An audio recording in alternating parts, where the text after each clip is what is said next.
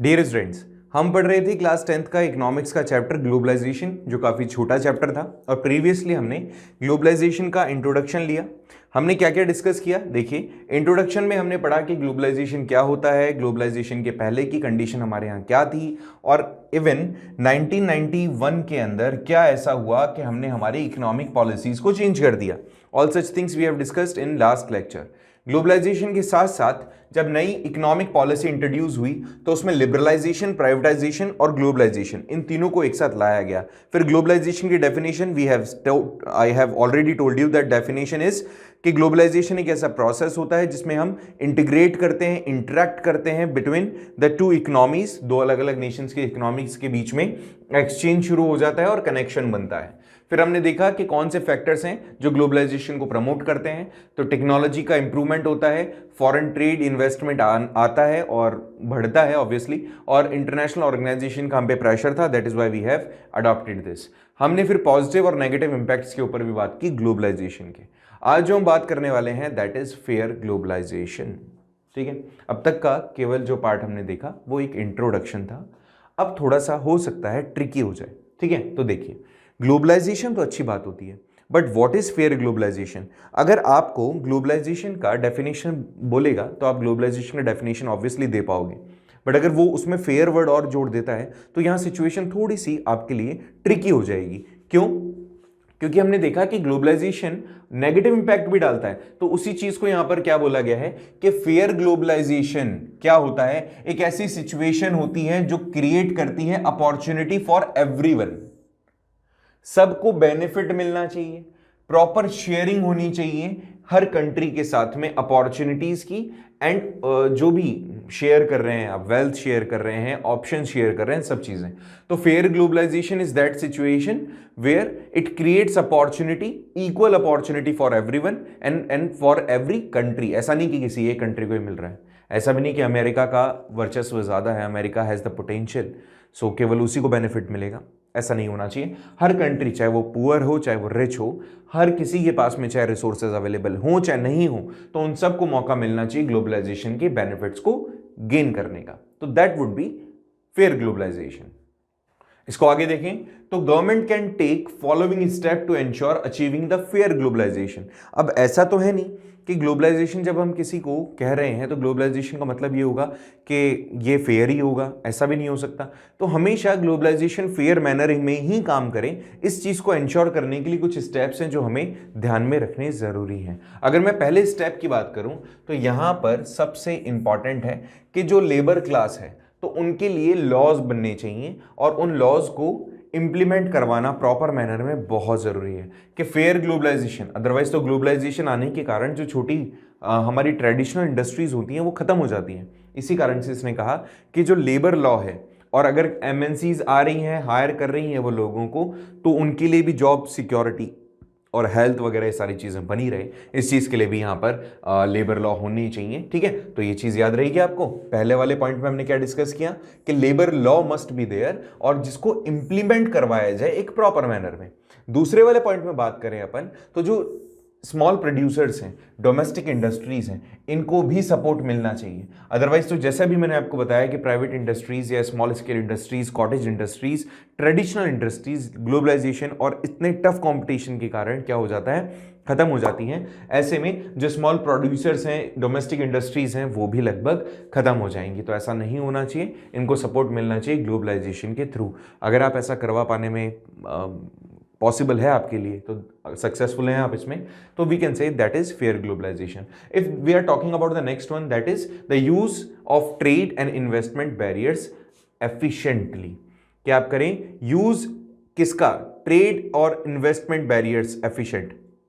ऐसा भी नहीं हो कि आप आंख बंद करके सबको अलाउ कर रहे हैं कि जो भी ट्रेड आप करना चाहें वो करें, चाहे उससे हमारे कोई दूसरे बिजनेसेस खत्म हो रहे हो, ऐसा भी नहीं होना चाहिए।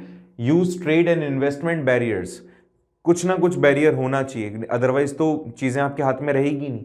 तो आपको बैरियर रखने पड़ेंगे, बट वो एफिशिएंट मैनर में काम करे। ऐसा भी नहीं हो कि आप उसको बैरियर बना के बैठ गए और दूसरे लोगों को इंटरेस्ट ही नहीं है कि अब आपकी कंट्री में आके काम करे वो, ऐसा भी नहीं होना चाहिए। You must be very clever कि आप किस तरह से इन बैरियर्स को यूज कर रहे हैं just to promote your own countries companies. जो भी कंट्री कंपनी है जो भी स्मॉल स्केल इंडस्ट्रीज़ हैं, आप कह सकते हो स्मॉल प्रोड्यूसर्स हैं, कॉटेज इंडस्ट्रीज़ हैं, उनको प्रमोट करने के लिए कैसे आप बैरियर बनाएं एमएनसीज के लिए, वो चीज़ यहाँ पर डिस्कस की गई है। नेक्स्ट है कि आप जो भी WTO है, influence the decisions of WTO, जो भी WTO की डिसीजंस हैं उसके थ्रू हम जो भी इन्फ्लुएंस हो रहे हैं या उनको हम इन्फ्लुएंस करते हैं, उन सब चीज़ों से भी फेयर ग्लोबलाइजेशन को अचीव किया जा सकता है। वर्ल्ड ट्रेड ऑर्गेनाइजेशन जो आपको सपोर्ट आपसे मांगती है, डिमांड करती है, या उन्होंने जो सेट किया है उसको आपको दिमाग में रखना है, एंड उसके इन्फ्लुएंस से ही यू कैन अचीव और you can create such society जहाँ पर सारी चीज़ें आपके बेनिफिट के लिए होगी, और इवन आपकी जो खुद की इंडस्ट्रीज़ होंगी वो एक तरीके से डेवलप कर पाएंगी, इंस्टेड कि आप केवल उन्हीं इंडस्ट्रीज़ को फोकस कर रहे हो जो आपकी नहीं, फॉरेन कंट्रीज़ अपने साथ में इन्वेस्टमेंट लेकर आ रही है। इन शॉर्ट, WTO का मेन मकसद है कि हर एक कंट्री को ग्लोबलाइजेशन का पॉजिटिव बेनिफिट मिलना चाहिए, लेकिन इसका मतलब ये भी है कि WTO इस बात को इंश्योर करे कि उसकी पॉलिसी कुछ ऐसी हो सभी देशों के लिए कि जो डेवलपिंग कंट्रीज़ हैं उनको ज़्यादा अपॉर्चुनिटी मिले, और जो डेवलप्ड कंट्रीज़ अपनी कंपनीज़ को भेज रही हैं कहीं दूसरी जगह पर, वो उसको टेक ओवर ना कर ले। तो WTO विल इंश्योर दैट। ठीक है, चलिए कौन से स्टेप्स लिए गए फॉरेन इन्वेस्टमेंट को अट्रैक्ट करने के लिए? तो सीज किया गया, क्या था? Special economic zone. तो इसके अंदर क्या किया जाएगा? इकोनॉमिक जोन क्रिएट किया जाएगा जहां पे पूरी फैसिलिटी दी जाएगी कि भैया आप तो आओ, हमारे यहाँ इन्वेस्टमेंट करो और आपको जो बिजनेस करना है वो करो। तो ऐसे में ये जो स्पेशल इकोनॉमिक जोन है ये सेटअप किए गए हैं, और वर्ल्ड क्लास फैसिलिटी दी जाती है कि आपको इलेक्ट्रिसिटी पूरी दी जाएगी, आपको वाटर फैसिलिटी पूरी दी जाएगी, आपको ट्रांसपोर्टेशन फैसिलिटी दी जाएगी, आप तो आके अपने यहाँ इंडस्ट्री लगाओ। भाई इंडस्ट्री लगाने के लिए क्या चाहिए उनको? मशीनों को ठंडा रखने के लिए, या फिर जो सबसे बेसिक नीड है आसपास, मतलब किसी भी मैन्युफैक्चरिंग इंडस्ट्री की, दैट इज़ वाटर, इलेक्ट्रिसिटी और जो ह्यूमन रिसोर्स हैं वो, इवन उसके बाद में फिर ट्रांसपोर्टेशन। तो सारी फैसिलिटीज हम आपको प्रोवाइड कर रहे हैं ना, क्या दिक्कत है? तो ऐसे में ये सिर्फ इसीलिए किया गया जिससे कि फॉरेन इन्वेस्टमेंट यहाँ पर आ सके। Next, government has allowed the flexibilities in the labour laws to attract foreign investment. हमारे यहाँ पर जो ह्यूमन है, जितने भी लोग हैं बेसिकली वो सर्विस सेक्टर का पार्ट हैं, मैक्सिमम लोग, उसी से हमारा लाइवलीहुड चल रहा है। तो मैक्सिमम जो लोग हैं जो सर्विस सेक्टर का पार्ट है, उनके लिए जॉब अपॉर्चुनिटीज और बढ़ सके, so that the government has made some easy laws कि लेबर लॉ इतना टफ भी ना बनाएं कि फॉरेन कंट्रीज़ के लोग यहाँ पर आकर के उसको देखते ही डर जाएं। ठीक है, तो इस चीज़ के लिए इन्होंने इंश्योर किया कि काफ़ी आसान होंगे, आप तो आओ और यहाँ पर आके अपना इंडस्ट्री सेटअप करो। साथ ही साथ इन्होंने जितने भी ट्रेड बैरियर्स थे, रेस्ट्रिक्शंस थे, या फिर जो भी प्रॉब्लम्स, जो भी रूल रेगुलेशन उन्होंने सेटअप किए थे, उनको थोड़ा सा ईजी किया, और पॉलिसीज़ कुछ इस तरह की बनाई कि जो कंपनीज़ हैं उनको ज़्यादा बेनिफिट दिखे हमारे यहाँ पर आकर के काम करने में, तो वो यहाँ आए और बिजनेस करें, इवन हमारे लिए जॉब अपॉर्चुनिटीज़ क्रिएट करके दें। ऐसा ही कुछ किया गया। ये स्टेप्स हमने लिए to attract the foreign investment. IT sector को ग्लोबलाइजेशन में कैसे यूज किया जाता है, इसका भी हम यहाँ पे डिस्कशन करेंगे। Help in communication across the world at negligible cost. आप IT सेक्टर को यूज करते हुए ग्लोबल लेवल पे कम्युनिकेशन की हेल्प से या कम्युनिकेशन को कंप्लीट कर सकते हैं। कम्युनिकेशन एक बेहतर जरिया होता है अपने थॉट को और लोगों को अट्रैक्ट करने के लिए। ठीक है, तो ऐसे में IT सेक्टर ने काफ़ी ज़्यादा हेल्प की, कम्युनिकेशन को बेहतर किया, वर्ल्ड वाइड कॉस्टिंग बिल्कुल ना के बराबर, एंड दे हैव, मतलब आप ऐसे टीवी देखते हो, आप टीवी के अंदर कोई एडवर्टाइजमेंट आता है, एडवर्टाइजमेंट क्या करता है? अपनी किसी प्रोडक्ट के बारे में आपको आसानी से कन्वे कर देता है। वो कोई भी चीज़ जो होती है उसको कुछ ही सेकंड्स के अंदर कन्वे कर देता है, अपनी सारी इंफॉर्मेशन पहुंचा देता है।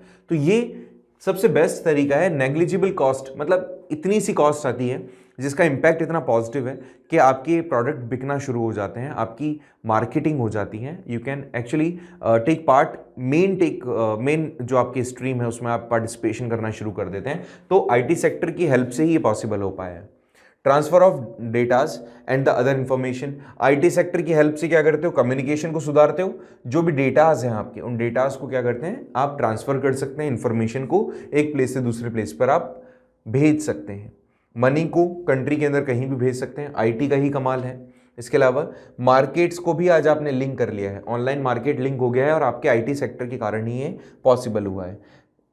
To set up customer care centres, आज आप देखिए मैक्सिमम चीज़ें अगर हमारे सामने कोई ट्रबल क्रिएट हो रहा होता है तो आईटी यूट्यूब की मदद से हमें पता लग जाता है कि भैया इसको कैसे सॉर्ट आउट करें। तो यूट्यूब पे बहुत सारे वीडियो बने हुए होते हैं, या फिर बहुत सारे लोग हैं जो ईमेल सपोर्ट आपको देते हैं। आजकल तो अगर आप डिससेटिस्फाइड चल रहे हैं तो कई सारी आर्टिफिशियल इंटेलिजेंस जो होती है ना, तो आपको ऑटोमेटिकली बता देती हैं। जैसे आप ओके गूगल बोलोगे और अपने कंप्यूटर में अगर आपने या फिर अपने फ़ोन में आपने इसको सेटअप कर रखा है, या फिर जो अमेज़ॉन के अंदर जो आता है एलेक्सा, उसको आप यूज़ करोगे, तो ये आईटी इतना तेज़ी से एडवांस्ड स्टेज पर आ चुका है कि आपकी मैक्सिमम प्रॉब्लम्स को सॉर्ट आउट कर सकता है विद इन अ मिनट्स, या मैं कहूँ विद इन अ सेकेंड्स। तो ऐसे में क्या है, all such things you can get it through the IT sectors. Even अगर कोई कस्टमर केयर है, उसका सपोर्ट भी आपको चाहिए, तो आईटी सेक्टर के थ्रू ये चीज़ भी अचीव हो सकती है। तो ग्लोबलाइजेशन का इम्पैक्ट क्या है? पहली चीज तो ये समझो कि आईटी सेक्टर इतना डेवलप हो पाया है ड्यू टू ग्लोबलाइजेशन, और आईटी सेक्टर को डेवलप होने में ग्लोबलाइजेशन के साथ साथ और भी कई फैक्टर्स हैं जिन्होंने मतलब आईटी सेक्टर के थ्रू जो डेवलप हुए, like communication, data transferring, information transferring, money transferring, even linkage of markets और कस्टमर केयर्स का जो रिड्रेसल फॉरम है उस चीज़ को भी सेटअप किया गया आईटी के थ्रू। मेरे हिसाब से यहाँ तक आपको प्रॉब्लम होगी नहीं। Let's discuss if you have any problem, तो उसको एक बार फिर से देख लेते हैं, डिस्कस कर लेते हैं कि हमने क्या किया। हमने डिस्कस किया फेयर ग्लोबलाइजेशन पे, जो केवल ग्लोबलाइजेशन से इस मायने में अलग था कि ग्लोबलाइजेशन में तो हम फोकस नहीं कर रहे थे कि किस तरह से कैपिटल एक्सचेंज हो रही है, किस तरह से हम हमारी इकोनॉमी को आपस में जोड़ रहे हैं, बट हाँ जैसे ही इसमें फेयर वर्ड जुड़ जाता है it gives us a more opportunities के ठीक है आप लोग क्या कर सकते हैं, इस बात पे फोकस जरूर करें कि जो भी सिचुएशन हो, जो भी अपॉर्चुनिटीज हो, वो सबके लिए कॉमन हो। ऐसा ना हो कि आपके साथ में वो आपके साथ कुछ अलग पॉलिसी है, किसी दूसरी कंट्री के साथ कुछ और। सबके लिए इक्वल अपॉर्चुनिटी और उसका बेनिफिट जो मिले सारी कंट्रीज को एक जैसा मिले, किसी को ज़्यादा किसी को कम नहीं। ठीक है, तो ये सारी चीज़ें हमने डिस्कस की। अगर प्रॉब्लम है तो बता दीजिएगा। अब ये एमएनसीज क्या होता है, मल्टीनेशनल कॉर्पोरेशंस क्या होता है, मल्टीनेशनल कंपनीज क्या होता है, ठीक है, इनके बारे में देखते हैं। सबसे पहले तो नाम से ही पता चल रहा है कि एक ऐसा ऑर्गेनाइजेशन जिसका जो बिजनेस है वो एक से ज़्यादा कंट्रीज में फैला हुआ है। ठीक है, तो ऐसे में जितने भी इंटरनेशनल कंपनीज होती हैं या फिर कोई भी ऐसे ग्लोबल लेवल पे काम करने वाली कंपनीज हैं जिनका ओनरशिप, कंट्रोल, प्रोडक्शन या गिविंग सर्विसेज और जो भी इनका सिस्टम है वो रन कर रहा है एक से ज़्यादा कंट्री में, तो उनको एमएनसी हम कहेंगे। ठीक है, बहुत सारी एमएनसीज हैं, कितने सारे आपके घर में जितने भी मैक्सिमम प्रोडक्ट हैं इलेक्ट्रॉनिक, वो सारे के सारे एमएनसीज के थ्रू ही बनाए हुए हैं। ठीक है, और आज के टाइम में ग्लोबलाइजेशन ने तो इतना मौका दे दिया है कि आप आसानी से एक एमएनसी बन सकते हैं if you are producing more. अगर आप ज़्यादा प्रोड्यूस कर रहे हैं, if you have the quality, आपके पास क्वालिटी है, and if you have the resources, अगर आपके पास रिसोर्स हैं तो आप आसानी से कई दूसरे कंट्रीज़ में भी बिजनेस कर सकते हैं। अच्छा, इसको भी छोड़ो, आप बाहर खुद नहीं जाना चाह रहे तो बहुत सारे ऐसे आईटी कंपनीज हैं, बहुत सारे ऐसे प्लेटफॉर्म हैं जहां पे आप अपना प्रोडक्ट जो होता है उसको लिस्ट कर सकते हैं और उसके थ्रू आप वर्ल्ड में कहीं भी अपना बिजनेस कंप्लीट कर सकते हैं। तो धीरे धीरे ये एमएनसीज क्या होती हैं, बढ़ती जाती हैं। इनका मेन जो हेडक्वार्टर होता है वो कहाँ होता है, अपने होम कंट्री में। जैसे इंडिया की कोई कंपनी है, उसका मेन हेडक्वार्टर कहाँ होगा, ऑब्वियसली इंडिया में होगा, और उसकी जो ब्रांचेज होंगी वो अलग अलग कंट्रीज में होंगी। ऐसे में दूसरी कंट्रीज के अंदर क्या करते हैं, ये अपने ऑपरेशंस करते हैं। ऑपरेशन का मतलब वो वाला ऑपरेशन नहीं, ऑपरेशन का मतलब अपने टास्क कंप्लीट करते हैं, खरीदना और बेचना। और यहाँ पे जो दूसरी कंट्रीज होती हैं वो इनकी होस्ट कंट्रीज होती है जो इनको मौका देती है कि आप ऐसा कुछ कर सकते हैं। लगभग 20वीं सेंचुरी के मिडिल की अपन बात करें तो जो प्रोडक्शन था वो ऑर्गेनाइज्ड होता था कंट्रीज के अंदर ही। मतलब मैक्सिमम चीज़ों का जो मेजरली जो प्रोडक्शन होता था वो एक ही कंट्री में होता था। उसके बाद में उसको जो भी प्रोडक्ट प्रोड्यूस किया गया है, जो भी प्रोडक्ट हमारे सामने तैयार हुआ है, उसको एक्सपोर्ट कर देते थे हम। उसके बाद जो प्रोडक्शन होता था उसको गवर्नमेंट के हाथ में रखा जाता था। मतलब सारा का सारा पब्लिक सेक्टर का पार्ट था। जो भी पब्लिक थी उसके पास में, मतलब पब्लिक सेक्टर के पास ये सारा का सारा पार्ट किसका होता था, पब्लिक सेक्टर का, मतलब गवर्नमेंट के हाथ में। फिर यहाँ पर एमएनसीज की एंट्री होती है और उसके बाद में सारे जो मार्केट हैं वो चेंज हो गए। इसका मतलब क्या है, एक बार फिर से देखो। इंडिया की मैं बात करूँ तो लगभग 1950 के आसपास तक सारा का सारा जो प्रोडक्शन होता था वो इंडिया में, मतलब खुद के देश में होता था। बाकी फिर उसको एक्सपोर्ट कर देते थे हम। मैक्सिमम प्रोडक्शन जो हमारे यहाँ होता था वो गवर्नमेंट सेक्टर के थ्रू, पब्लिक सेक्टर के थ्रू होता था, मतलब गवर्नमेंट ऑर्गेनाइजेशंस के थ्रू होता था। फिर यहाँ पर एमएनसीज आई। लिबरलाइजेशन आया, प्राइवेटाइजेशन आया और ग्लोबलाइजेशन आया। इसके बाद में मार्केट की सिचुएशन जो थी बिल्कुल बदल गई, सब चीज़ें, सूरत हाल बदल गया। इसको थोड़ा सा और अगर हम डिटेल में डिस्कस करें तो ये एमएनसीज जो होती हैं, इन एमएनसीज का क्या फीचर होता है, मतलब बेसिकली इनको अगर अपन रिकॉग्नाइज करने की कोशिश करें तो एमएनसीज का क्या इनका स्पेसिफिकेशन है, इनकी विशेषताएं क्या है। तो ऑब्वियसली कई सारे नेशन में, एक से ज़्यादा नेशन में काम करती हैं और ऑब्वियसली बहुत ज़्यादा बड़ी होती हैं, जाइंट इन साइज, मतलब इनका ऑर्गेनाइजेशन जो होता है, इनके जो रिसोर्सेज होते हैं काफ़ी ज़्यादा बड़े होते हैं। ठीक है, ऐसे में इसके कुछ एडवांटेज भी होंगे तो कुछ डिसएडवांटेज भी होंगे, तो क्यों ना इनको भी डिस्कस कर लिया जाए। तो चलिए सबसे पहले बात करते हैं हम एडवांटेजेस के ऊपर। ठीक है, क्या एडवांटेजेस हैं। सबसे पहले यहां पर बहुत सारी तो कैपिटल आपके पास होगी, बहुत सारा फॉरेन इन्वेस्टमेंट आपके पास होगा। कैपिटल क्या होती है? कैपिटल का मतलब होता है कि जब आप इनिशियली किसी बिजनेस के अंदर इन्वेस्टमेंट करो, ये जो इन्वेस्टमेंट है अभी कैश की फॉर्म में हो सकता है, बिल्डिंग की फॉर्म में हो सकता है, मशीन की फॉर्म में हो सकता है, या फिर और भी कोई दूसरा पार्ट, जैसे मैं कहूं आपने रॉ मटेरियल लाके खरीद के पटक दिया उसमें, या फिर कोई भी चीज़ आप प्रोड्यूस कर रहे हो तो आपने पहले कैश रखा, ज़मीन ली, उसके बाद बिल्डिंग बनाई।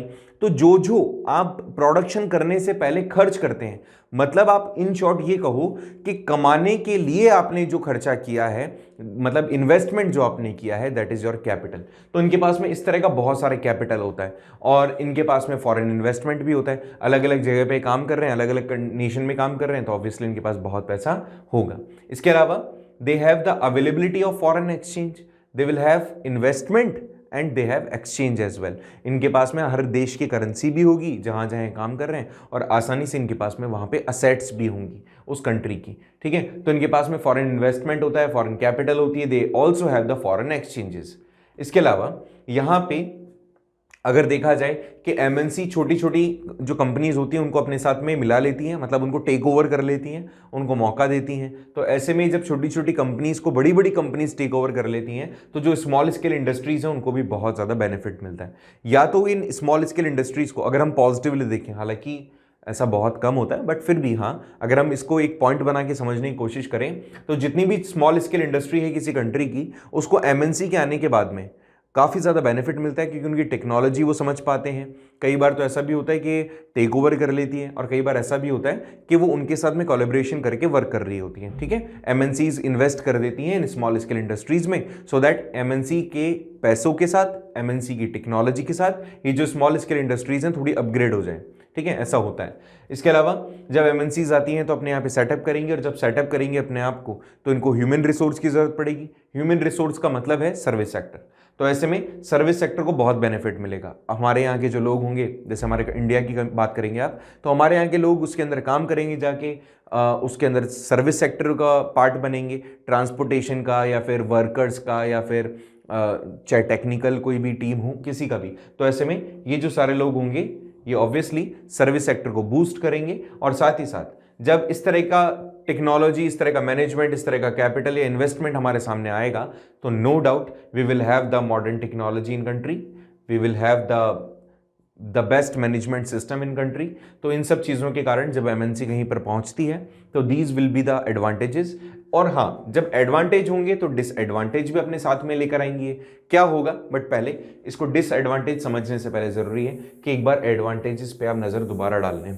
ठीक है, देखो भाई, ज़्यादा तो कुछ टफ है नहीं मेरे इसमें, बहुत ही सिंपल लैंग्वेज में सारी चीज़ें और मेंशन किया हुआ है। देखो, समझने की कोशिश करो। इसने कहा कि अगर एमएनसी आती है किसी देश में तो उसके बेनिफिट क्या होंगे। तो एमएनसी अपने साथ में कैपिटल लेकर आएगी, फॉरेन इन्वेस्टमेंट लेकर आएगी, साथ में इनके पास में फॉरेन एक्सचेंज भी अवेलेबल होगा। इससे स्मॉल स्केल इंडस्ट्रीज को बेनिफिट मिलेगा और सर्विस सेक्टर भी बढ़ेगा। साथ ही जब ये आएंगे तो अपने साथ में मॉडर्न टेक्नोलॉजी और अच्छा मैनेजमेंट लेकर आएंगे। That's it. आ जाइए इसके डिसएडवांटेजेस पे। अगर कोई कंट्री छोटी है तो फॉर श्योर वो आते ही होस्ट कंट्री को अफेक्ट करेगी। एक तो होती है इनकी होम कंट्री।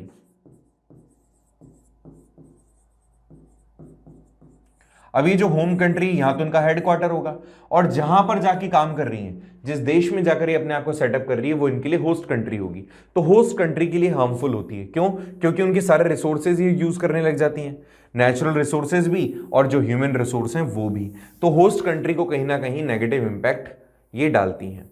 ठीक है, लोकल जो प्रोड्यूसर्स हैं उनके लिए भी हार्मफुल है। अब जब कोई, एक बात समझो, एक बहुत अच्छा पंप एंड स्प्लेंडर वाला कोई प्रोडक्ट है और एक कोई बहुत ही नॉर्मल सा और नॉर्मल दिखने वाला प्रोडक्ट है और एवरेज उसका काम भी उतना ही है, तो ऐसे में हमारे जो लोग होंगे उनकी आइडियोलॉजी होगी, थिंकिंग होगी कि हम कहाँ जाएंगे, चमकते धमकते किसी प्रोडक्ट की तरफ। तो एमएनसी अट्रैक्ट करती है कस्टमर्स को। इससे क्या होता है, जो लोकल प्रोड्यूसर्स होते हैं उनको बहुत नुकसान हो जाता है। स्मॉल स्केल प्रोड्यूसर्स भी कह सकते हो उसको आप, तो उनको काफ़ी नुकसान होता है और ये हमारी कंट्री के लिए अच्छा नहीं होगा, उन कंट्रीज़ के लिए जो होस्ट कंट्रीज़ हैं।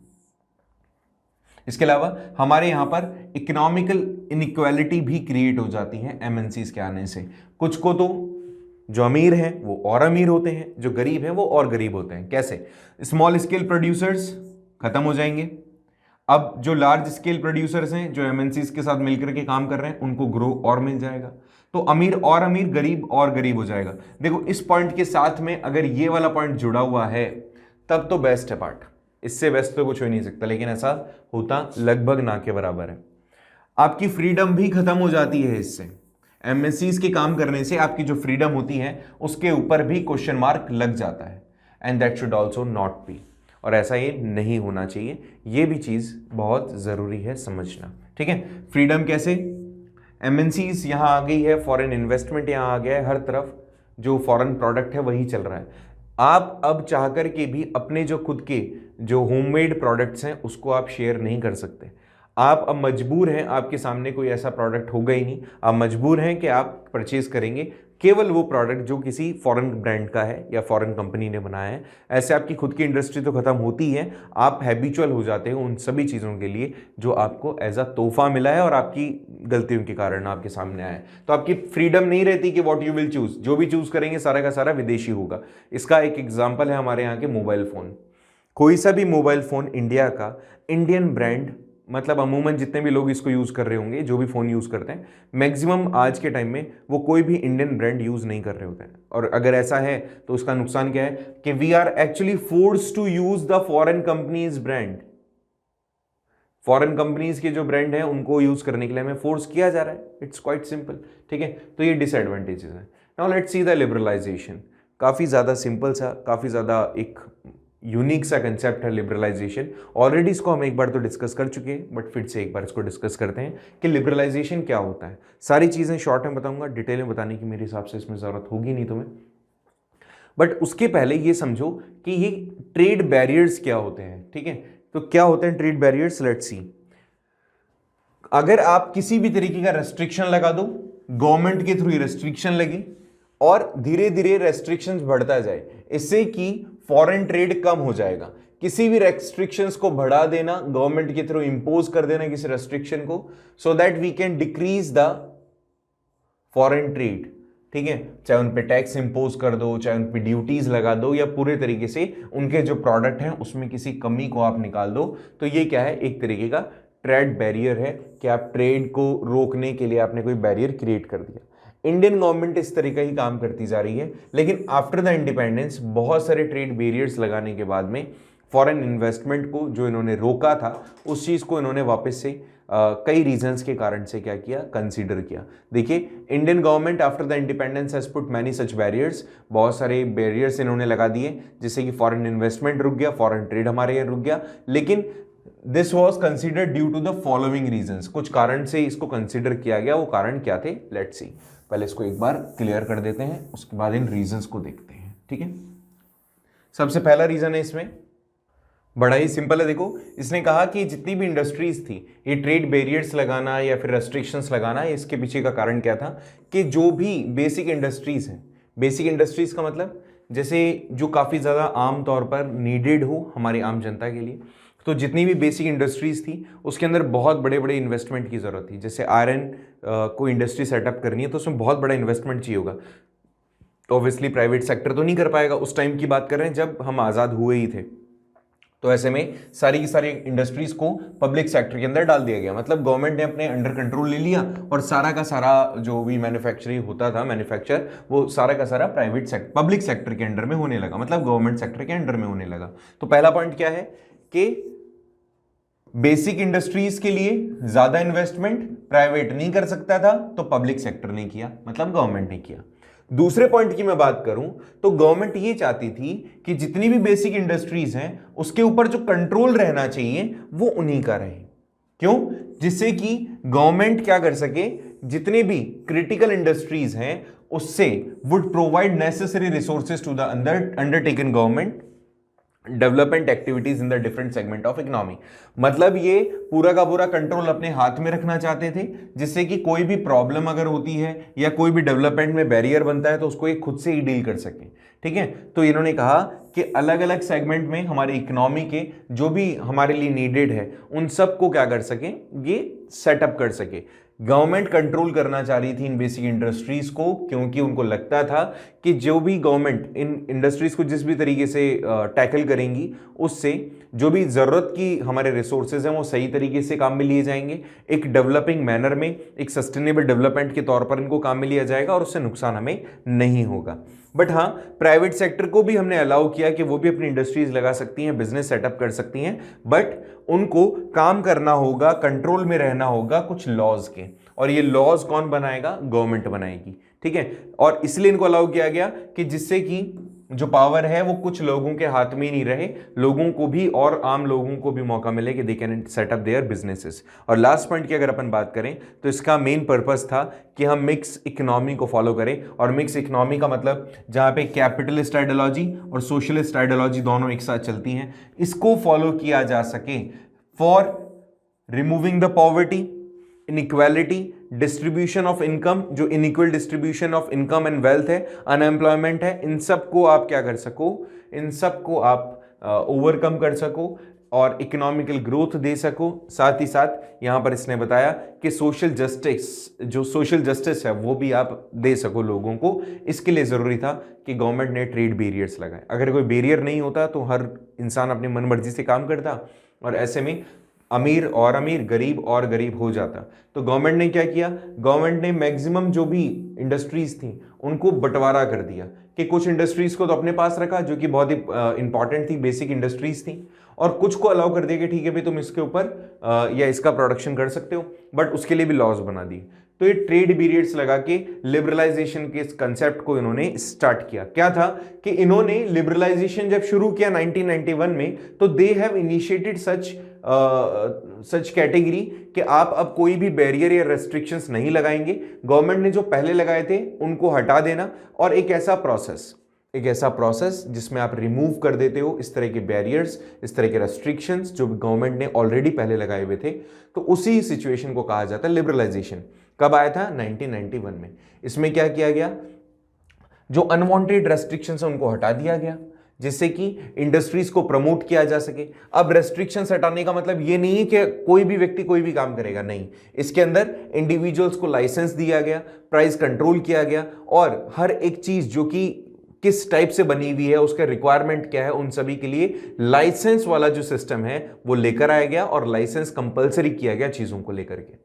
एक तरीके का आपने बैरियर, एक तरीके का रास्ता, और एक अश्योरिटी आपने ले ली कि जो भी रेस्ट्रिक्शंस हम पहले रख रहे थे और अब जो नहीं रख रहे हैं उसका कुछ ज्यादा नेगेटिव इंपैक्ट नहीं पड़ेगा सोसाइटी पर, और लोग मनमर्जी से कोई भी प्रोडक्शन करना शुरू नहीं कर देंगे। इसके साथ साथ क्या हुआ और क्या स्टेप्स लिए गए लिबरलाइजेशन को सेटअप करने के लिए? तो यहां पर देखिए, सबसे पहला जो स्टेप है, उन्होंने कहा कि all the industries except the 3 industries were exempted from any kind of industrial licence, कि कोई भी 3 मतलब जो इंडस्ट्रीज थी, 3 इंडस्ट्रीज थी, उनको छोड़ दिया गया, और उसके अलावा हर एक इंडस्ट्री को लाइसेंस, मतलब उन्होंने हटा दिया, एग्जम्प्ट कर दिया कि आपको लाइसेंस की जरूरत नहीं है, यू कैन डू बिजनेस और यू कैन डू प्रोडक्शन, जो भी आप प्रोड्यूस करना चाह रहे हैं उसके लिए लाइसेंस आपको नहीं चाहिए होगा। किन चीजों पे लाइसेंस चाहिए होगा? ऐसी चीजें जिससे हमें जान का खतरा हो सकता है, उन चीजों को जिन भी चीज़ों के मैन्युफैक्चरिंग से या कंजप्शन से किसी पर्सन की जान को खतरा हो सकता है या किसी तरीके की उनको आदत या लत लग सकती है, अगर कोई भी नशे की चीज़ है, तो इस तरह की कोई भी चीज़ आप प्रोड्यूस कर रहे हैं तो उन सब चीज़ों के लिए आपको लाइसेंस चाहिए होगा। 3 कैटेगरीज बनाएगी, 3 इंडस्ट्रीज बनाएगी। उसके अलावा सारी इंडस्ट्रीज को एग्जेम्प्ट कर दिया कि no need to have the licence. Next, under the policies of liberalization, industries are free to expand and produce according to need of market.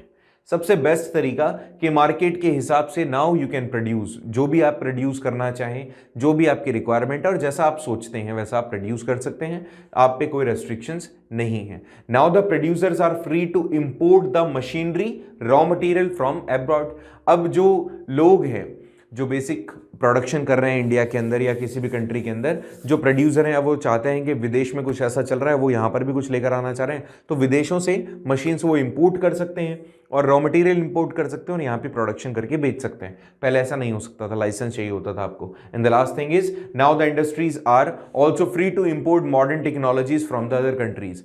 Country खुद भी, इंडिविजुअल खुद भी और ए ग्रुप ऑफ पीपल खुद, अब ये इंडस्ट्रीज अलग अलग जो जगह पे काम कर रही हैं, अलग अलग टेक्नोलॉजी जो अलग अलग कंट्रीज में सिचुएटेड है या फिर यूज की जा रही है, उनको अपने देश के अंदर मंगा सकते हैं या फिर काम में ले सकते हैं। अब वो फ्री थे, बट हाँ कुछ इंडस्ट्रीज को छोड़ दें आप, उन इंडस्ट्रीज के अलावा कहीं पर भी किसी भी तरीके का कोई बैरियर नहीं था। Now they can do what ever they like.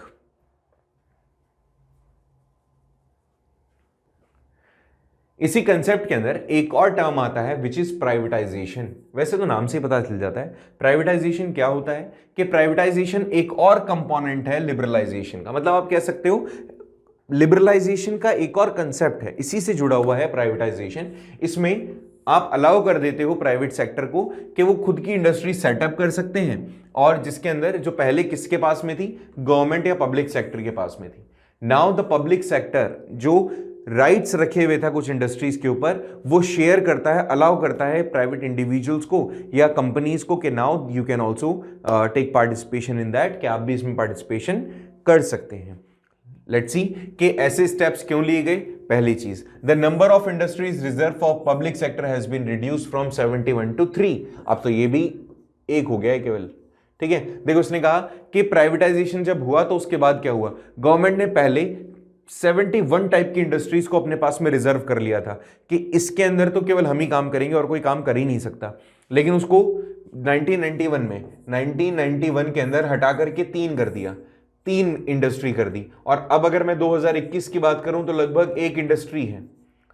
वो 1 इंडस्ट्री रेलवे था, रेलवे का भी लगभग 50% जो राइट है वो प्राइवेट शेयर्स के पास में जा रहा है, अब प्राइवेट इंडस्ट्रीज के पास में जा रहा है। तो लगभग अब कोई सा बचेगा ही नहीं, सारा का सारा प्राइवेटाइजेशन हो जाएगा, ठीक है। सारी इंडस्ट्रीज प्राइवेट सेक्टर के हाथ में चली जाएगी। जो पब्लिक सेक्टर है, now they are entering in core industry like iron and steel, electricity, transportation, communication, ship building etcetera. कि जो पब्लिक सेक्टर है वो कुछ कोर इंडस्ट्रीज के अंदर ही काम कर रहा है अब, जैसे आयरन एंड स्टील इंडस्ट्री है, इलेक्ट्रिसिटी है, ट्रांसपोर्टेशन है, कम्युनिकेशन है, या जो शिप बिल्डिंग है, उन सब चीजों पे काम कर रहा है केवल। बाकी सारी की सारी चीजें प्राइवेट सेक्टर के अंडर में दे दी गई हैं। The process of disinvestment has been initiated by the government in the respect to those public sector industry which have been running in losses. सरकार अपना पैसा उन इंडस्ट्री से निकाल रही है, जो इन्वेस्टमेंट उन्होंने कर दिया है वहां पे डी इन्वेस्टमेंट हो रहा है। इन्वेस्टमेंट का मतलब किसी में पैसा लगाना, डी इन्वेस्टमेंट का मतलब लगाए हुए पैसे को निकाल लेना। तो गवर्नमेंट क्या कर रही है, डी इन्वेस्टमेंट कर रही है उन इंडस्ट्री से जो कि लॉस में चल रही थे बहुत टाइम से। जैसे एयर इंडिया का नाम आपने सुना होगा, एयर इंडिया बहुत लंबे टाइम से, एयरलाइंस जो है वो काफी लंबे टाइम से लॉस में चल रही थी। एयर इंडिया ने अपने राइट्स किसको बेच दिए, वो गवर्नमेंट एयरलाइंस थी, अब उसने अपने राइट्स भेज दिए इंडिगो को, क्योंकि जितना वो चार्ज करते थे उतनी फैसिलिटी तो होती नहीं थी और प्राइवेट इंडस्ट्री ज़्यादा फ्रूटफुल थी। ऐसे में इन्होंने अपने राइट्स वहाँ दिए, वहाँ से पैसा निकाला और प्राइवेट सेक्टर को बेच दिए अपने राइट्स।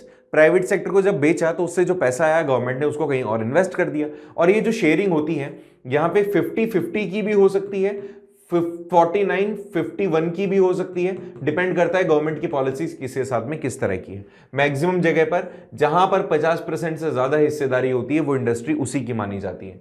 तो लगभग ये 50-50 हो जाता है कई बार, और 49-51 भी और 51-49 भी हो जाता है, ठीक है। आगे देखिए, Last point, the private sector has been free from the many restrictions such as the licensing, permission of import material, raw material, regulation of prices, restrictions on investment.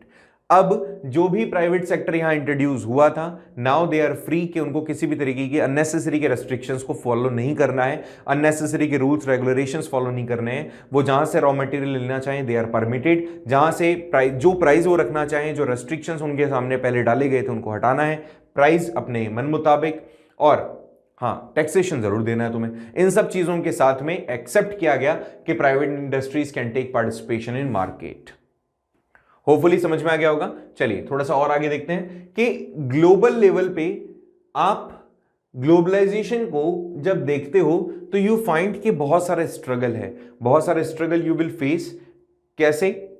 इसको यहां पर बताया गया कि एक फेयर ग्लोबलाइजेशन के लिए यू विल सी कि कितना सारा रेस्ट्रिक्शंस, कितना सारा प्रॉब्लम और कितना सारा struggle you need to do. ठीक है, उसी चीज को यहां बताया गया है, काफी छोटा सा है, सिंपल सा है। देखिए यहां पर बताया कि आपके पास में कई सारे एविडेंस ऐसे आए हैं जिसमें आपको लगता है कि ग्लोबलाइजेशन से बेनिफिट मिलता है एक जने को और एक जने को नुकसान होता है। उन लोगों को जो रिच हैं उनको तो बहुत बेनिफिट मिलता है और जो गरीब हैं उनको नुकसान झेलना पड़ता है। तो यहां जरूरी है कि फेयर ग्लोबलाइजेशन हो। फेयर ग्लोबलाइजेशन का मतलब जहां पे हर एक इंसान को, हर एक कंट्री को वो इक्वली डील करे और पॉजिटिविटी के साथ ही उसको डील करे। उसको मुनाफा होना चाहिए तो सभी को, पुअर मतलब ज्यादा पुअर ना हो, उसको मौका मिले कि वो रिच बन सके और रिच जो है अपनी वेल्थ को और बढ़ा सके। मतलब ऑल इन ऑल हर एक के पास में इक्वल चांस आना चाहिए, किसी के साथ में डिस्क्रिमिनेशन नहीं होना चाहिए। तो इस चीज के लिए गवर्नमेंट क्या चाह रही है, गवर्नमेंट का क्या रोल है? तो गवर्नमेंट ने फेयर ग्लोबलाइजेशन के लिए कुछ कंसेप्ट यहां हमारे सामने रखे। वो क्या है कि ग्लोबलाइजेशन को इस तरह से मतलब आप इंपोज करो पूरे के पूरे कंट्री के ऊपर, जिससे कि आप जो कॉमन पीपल है, जो देश के अंदर जो कॉमन सिटीजन है, उनके राइट्स उससे सिक्योर रहे, प्रोटेक्ट रहे। ऐसा ना हो कि उनके राइट्स उनसे छिन जाएं। ठीक है, तो यहां इन्होंने कहा कि ग्लोबलाइजेशन के अंदर उन चीजों को आपको इंट्रोड्यूस करना है, वो चीजें आपके साथ में होनी चाहिए कि हर एक पर्सन के जो राइट्स हैं वो सिक्योर रहें, किसी के साथ में डिस्क्रिमिनेशन ना हो, जो रिच हैं, जो पावरफुल हैं, वो मिसयूज ना कर सके अपनी पावर का, किसी के साथ में भी डिस्क्रिमिनेशन नहीं होना चाहिए। ठीक है, इन्होंने कहा केवल रिच नहीं, केवल पावरफुल नहीं, हर एक कॉमन सिटीजन बेनिफिट ले ग्लोबलाइजेशन का। नेक्स्ट पॉइंट में इसने डिस्कस किया कि जो गवर्नमेंट है इस बात को एंश्योर करे कि जो लेबर लॉ है उनको सही तरीके से एग्जीक्यूट किया जाएगा, इंप्लीमेंट किया जाएगा, जिससे कि जो वर्कर्स हैं, जो लेबर हैं, उनके ऊपर जो आज हम देखते हैं बहुत सारा इनके साथ में डिस्क्रिमिनेशन होता है, इनके जो लाइफ के ऊपर भी क्वेश्चन मार्क रहता है, कई बार रिस्क में रहकर ये काम कर रहे होते हैं और उतना इनको रेम्यूनरेशंस जो होते हैं वो नहीं मिल पाते। तो इसके लिए गवर्नमेंट को इंश्योर करना होगा कि जो लेबर लॉज बनाए गए हैं उनको सही तरीके से इंप्लीमेंट किया जा सके। Government also can reserve some items exclusively for the small scale industries या लोकल परचेजर्स। गवर्नमेंट को ये चीज भी ध्यान में रखनी पड़ेगी, जैसे ग्लोबलाइजेशन के अंदर आपने अलाउ कर दिया दूसरी कंट्रीज के लोगों को, कंपनीज को आके बिजनेस करने के लिए, बट आप कुछ चीज़ों को लेकर के जो कि हमारे यहाँ के स्पेसिफिकेशंस हैं, लाइक आप हमारे यहाँ का हैंडीक्राफ्ट इंडस्ट्री है, उसका आज ग्लोबलाइजेशन आने के कारण से हैंडीक्राफ्ट इंडस्ट्री बिल्कुल खत्म हो गई है। तो गवर्नमेंट को क्या करना चाहिए, गवर्नमेंट को कुछ चीज़ें रिजर्व कर देनी चाहिए कि भैया इस तरह की चीज़ यहाँ पर नहीं चल सकती। जैसे हमारे यहाँ पे कपास बहुत होता है, ठीक है, जूट बहुत होता है, तो उसके जो थैले होते हैं उससे आप कई सारी चीज़ें बना सकते हैं। जूट से जो बैग्स होते हैं उनको बना सकते हैं, बट प्लास्टिक की थैली ने उसको क्या कर लिया है, एक तरीके से टेक ओवर कर लिया है। तो प्लास्टिक की थैली बैन हो जाए जिससे कि एनवायरनमेंट भी हमारा बचा रहे, और जूट जो या फिर हमारा जो आप कह सकते हो जितने भी टाइप के जो भी फाइबर क्रॉप्स हैं उसके थ्रू बनाए हुए जो भी बैग्स हैं उसको हम यूज़ करें।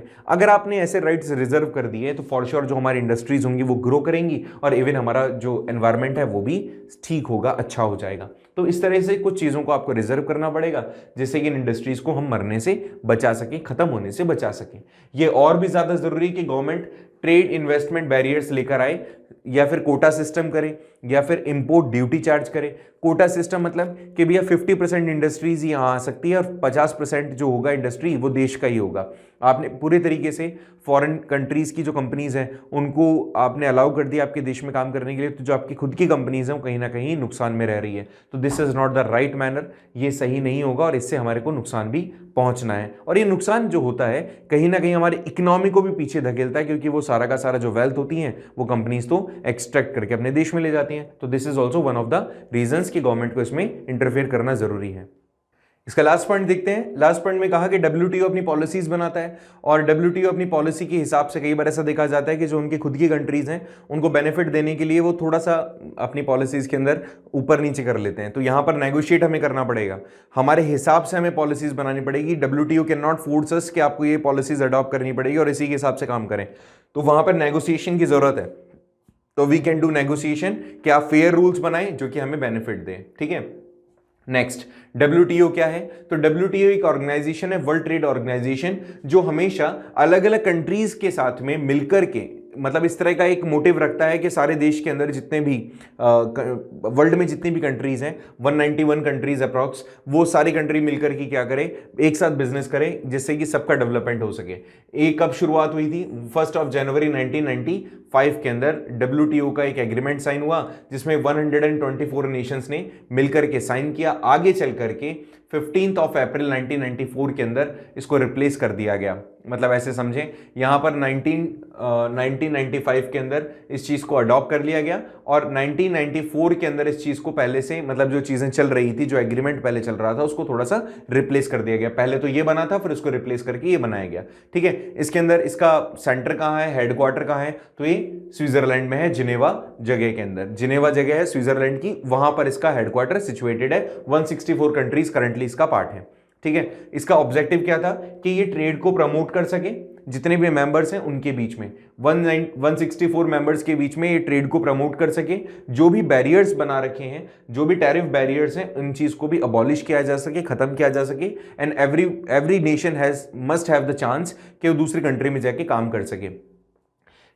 इसके साथ में जो मेन इंटेंशन है कि आप जब ट्रेड करेंगे तो आपके बीच में कॉम्पिटिटिव स्टेज आएगी, आप आपस में एक दूसरे के साथ कंपटीशन करेंगे और कंपटीशन का सीधा जो बेनिफिट होता है वो कस्टमर्स को मिलता है। तो इनका मेन बेनिफिट भी यही था, मेन इंटेंशन भी यही था कि कंपटीशन बढ़ा दो सो that the benefits must in the hands of customers, customers के हाथ में बेनिफिट जाए। ठीक है, और साथ में दे जस्ट वांट टू कि एक फ्री फ्लो रहे, जो भी फॉरेन करेंसीज हैं, फॉरेन इन्वेस्टमेंट है, उनका एक फ्री फ्लो रहे। कोई भी कंट्री एक अपने बिजनेस को ना लेके बैठी रहे और ऐसा मौका ना आए जैसे अमेरिका पहले किया करता था कि अमेरिका ही केवल अपनी करेंसी के साथ बिजनेस करता था और हर कंट्री के साथ में उसका बिजनेस होता था, तो जो डॉलर था वो काफ़ी ज़्यादा डिमांडिंग हो गया। तो ऐसा भी नहीं होना चाहिए कि एक ही कंट्री के पास में ही फ्लो हो रहा है, फ्री फ्लो होना चाहिए, करेंसी एक जगह से दूसरी जगह, इन्वेस्टमेंट एक जगह से दूसरी जगह। सो लाइक दिस, ये हमारा एक छोटा सा इंट्रो और छोटा सा चैप्टर था ग्लोबलाइजेशन जो हमने कंप्लीट किया। इसमें किसी भी बच्चे को प्रॉब्लम है तो प्लीज़ बता दीजिएगा। मेरे हिसाब से तो प्रॉब्लम आनी नहीं चाहिए, बहुत ही सिंपल चैप्टर था, इसमें से ज़्यादा क्वेश्चंस वैसे तो बनेंगे नहीं, बट बनेगा तो सब्जेक्टिव बनेगा। थोड़ा सा फोकस करो, कोई प्रॉब्लम आए तो पूछो। नेक्स्ट हम चैप्टर स्टार्ट करेंगे, कौन सा वो आप बताओ मुझे कमेंट बॉक्स में, जल्दी बता दीजिएगा बस, कि जल्दी इसको हम कंप्लीट करके इसके कुछ क्वेश्चन आंसर्स देखते हुए नेक्स्ट चैप्टर स्टार्ट करेंगे। पैरेलल आपकी सीरीज चल रही है फॉर NTSC, उसको देखो, कहीं प्रॉब्लम आए तो पूछो। Thank you so much for joining the class.